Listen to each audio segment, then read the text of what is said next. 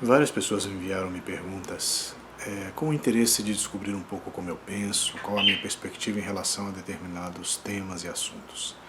Procurarei responder, principalmente elucidando a minha forma de pensar, os ângulos, as perspectivas, as estruturas, não é? A primeira pergunta que me chega é como eu enxergo o fluir da vida, né? Primeiramente, para mim, tem a ver com a forma como nos movimentamos dentro daquilo que a vida nos oferece.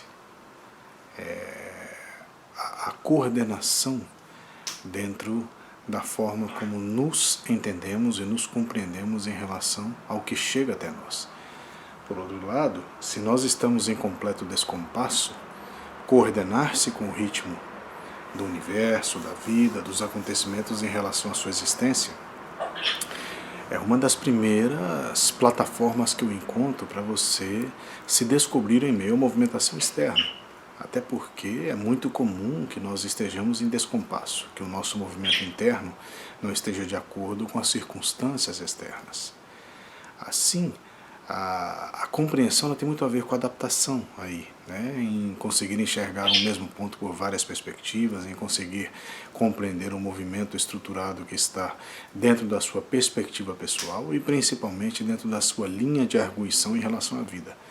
Então, essa coordenação em relação aos movimentos, em relação à forma como nós entendemos o fluxo vital, seja ele para bem ou para mal, ela vai ser preponderante na sua decisão em relação ao futuro. Ela vai ser preponderante na decisão de como você está trabalhando o seu presente para que o seu futuro tenha pelo menos um pormenor equivalente com o seu presente. Ainda que o presente projete o futuro, nem sempre nós somos capazes de enxergar com perspectiva para que esse presente possa servir como base de estruturação para um futuro dentro das nossas metas, dos nossos objetivos. Então eu acho que o fluxo da vida, primeiramente, ele tem essas duas características, que é você se encontrar dentro dessa coordenação de movimentos relacionados aos seus limites, às suas probabilidades, às suas condições e capacidades. E depois, essa coordenação em relação ao fluxo natural dos movimentos externos, em como o seu compasso interno, a sua bússola interna, tem a ver com a sua estrutura externa. A segunda pergunta me diz: como eu poderia lidar com a agressividade das pessoas? Bem, eu acho que desde sempre o mundo foi agressivo. Existe uma diferença entre agressividade, violência e covardia, né? Então, que o mundo é agressivo, sim. Nós somos agressivos de maneira verbal, de maneira física, de maneira mental, consciencial. Talvez essa percepção da agressividade ela seja mais interessante quando você compreenda que o equilíbrio ele tem muito a ver com você se encontrar em meio ao caos, não é? Eu acho que a agressividade ela não pode ser uma estrutura natural nem essencial na sua existência. Ainda que em determinados momentos as pessoas acreditem que a agressividade ela é fundamental, o que para mim não é verdade, a forma com que nós nos coordenamos dentro da agressividade de algo ou alguém vai nos oferecer uma resposta primária, secundária e ternária em relação ao tema. Se você olhar, por exemplo, uma helicoidal, nós estaremos sempre lidando com situações acima e abaixo, né? Ou seja, nós estaremos sempre repetindo mesmas atitudes, mesmas palavras, mesmos pensamentos, mesmas emoções, sendo que as espirais, em geral, elas se aceleram e terminam. Então, se nós conseguimos nos manter lúcidos, firmes em relação a essa espiral, nos seus momentos de princípio, perduração e aceleração, possivelmente aquele momento passa, aquele momento termina e logo as coisas voltam ao seu lugar de origem. Então, para mim, um momento agressivo, um momento de agressividade, ele deve ser observado com uma lucidez, uma claridade mental, sabendo que aquilo logo passa. Ela é uma espiral. Então, se ela é uma espiral, ela vai se acelerar. Possivelmente ela vai chegar ao seu ápice e daí vai se dissipar. Talvez o mais difícil aí seja você se manter lúcido em todos esses processos, de princípio, aonde ela começa, aonde ela se sustenta, aonde ela acelera e aonde ela termina, né? Agora, no momento que termina, terminou. Não pode ser uma helicoidal, porque senão você estará sempre voltando na mesma frequência e proporção àquele ponto. Terceira pergunta é sobre o mundo e a incompreensão. Bom, vai depender da perspectiva que estamos observando essa incompreensão, né? Se compreensão ou compreender algo é ver um mesmo ponto sobre várias perspectivas, talvez a incompreensão aí seja não querer ver, né? Talvez caiba aí um pouco da ignorância no sentido de ignorar, de não querer observar, e tudo aquilo que não compreendemos naturalmente nos envenena.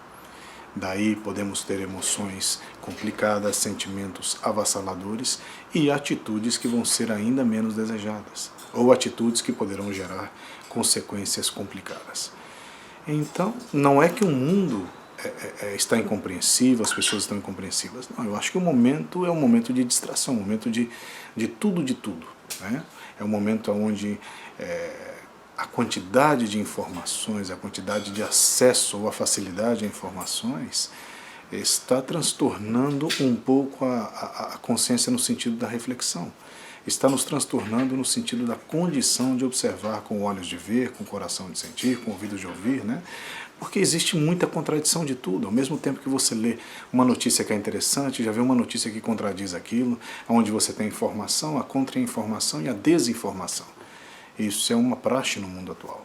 Então não é que exista incompreensão, existe confusão. E confusão você esclarece. No momento que você tem um filtro, no momento que você tem uma claridade mental, isso se esclarece. A quarta pergunta é sobre o meu tipo de música. Bom, eu gosto de música boa. Em geral, eu gosto de música clássica, de ópera, de jazz, principalmente de jazz, né? Mas em geral, música instrumental, música boa, música que tenha um conteúdo que seja interessante. Eu recordo uma passagem que foi muito importante na minha vida, com um determinado professor. Eu entrei no seu escritório e ele estava escutando uma determinada música um pouco estranha. E ele me olhou e disse: "Você não gosta, não?" Eu falei: "Não, eu não conheço." Ele falou: "Escute." E de fato era um pouco ruidosa. Então ele sentou no piano e fez os mesmos arranjos, ou a mesma sequência musical, a mesma frase, de uma maneira diferente, e verdadeiramente estava belo. Uma harmonia, uma melodia encantadora. Então o que eu vejo é que a maneira como ouvimos, ou a maneira como observamos algo pode transformar aquilo que importamos para dentro, aquilo que levamos para dentro. Então, para mim, tudo que é bom é interessante. Eu posso aprender, posso ver, e aprender para mim é a comida do meu dia a dia, a ferramenta da minha existência. Eu acho que tudo que é novo, tudo que pode ser descoberto, tudo que pode ser melhorado, para mim é muito interessante, principalmente em aspectos musicais. Eu tenho verdadeira paixão pelas músicas que são extremamente trabalhadas ou profundas, o que não significa que tenham que ser complicadas. Não, às vezes o simples é muito complicado, né? E fazer o simples soar bem é muito complicado, tal como uma pintura. Fazer uma pintura simples, reluzir, chamar a atenção de uma outra pessoa é muito difícil. Então a música, para mim, ela tem que ser boa. É uma música que vá chamar a minha atenção. A próxima pergunta é: não o vejo muito em eventos sociais.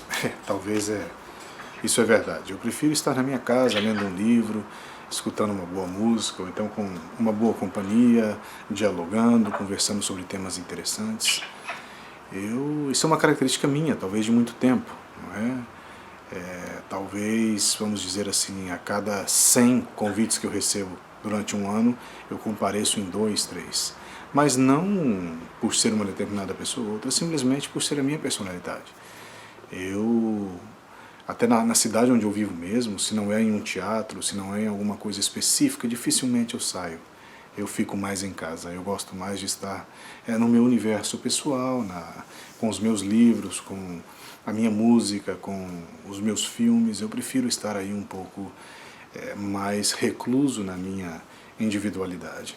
Isso sim. Se isso é ser antissocial, talvez sim, né, eu possa ser. Ou até então não é ser antissocial, é não gostar muito dos ambientes públicos. Talvez seja a melhor definição. A última pergunta é o que eu penso sobre o futuro da minha vida. Verdadeiramente envelhecer em paz.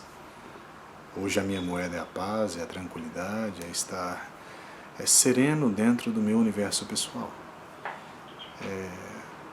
Envelhecer, amanhecer e anoitecer cada dia, tranquilo, em paz, com serenidade, com pessoas que eu tenha prazer em estar em suas companhias, meus animais, que eu acho que esse é um dos meus pontos principais, são os meus animais.